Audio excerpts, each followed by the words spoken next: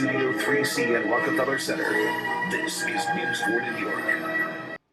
In the days surrounding 9/11, we have heard a great deal of how this event inspired artists. Joining us to talk about how she was influenced by her experience of 9/11 is Linda Stein. Linda, thank you for joining us. Pleasure. Can you start off by telling us, where were you that day? That day I was in my studio, which is in the ground zero area, working with my staff on my sculpture. The police came in and said, "Get out of here." Wow. We ran north on Church Street, holding hands, actually. Oh my goodness.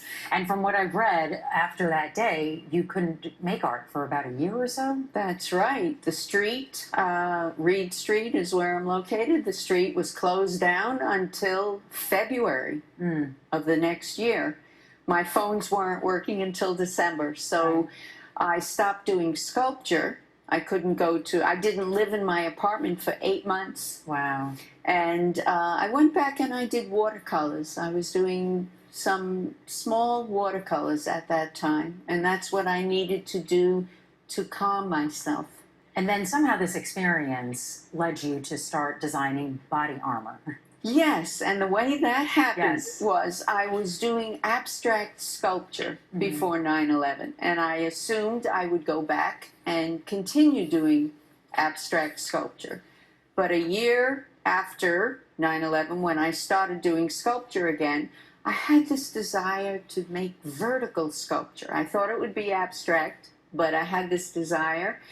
And gradually, the abstract sculpture, vertical, had a little waist, a little body, and an area that looked like a figure. In fact, it looked like armor.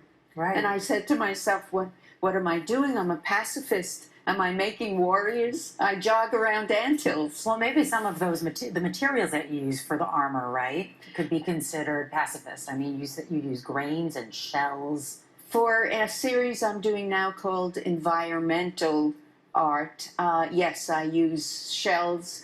But right after 9/11, I used rock and I used what would look like debris. So it almost looked like it came up from under the sidewalk, under the ground, and it was almost like a phoenix, a kind of figure. That came out from the ashes. And you're wearing one of your artwork. I am wearing a bulletproof vest, which is called Bulletproof Vest, numbers, signed, dated, and I use female superhero icons. Wonder Woman, right? Wonder Woman, because my work is about empowering men and women. It's about masculinity and femininity and anti-bullying. And we can find out more about your artwork on lindastein.com. That's your website. Yes. And part of the proceeds of her work does go to her nonprofit, Have Art Will Travel. Yes, right? That is a nonprofit dedicated to gender justice, racism, sexism, homophobia, ableism, classism.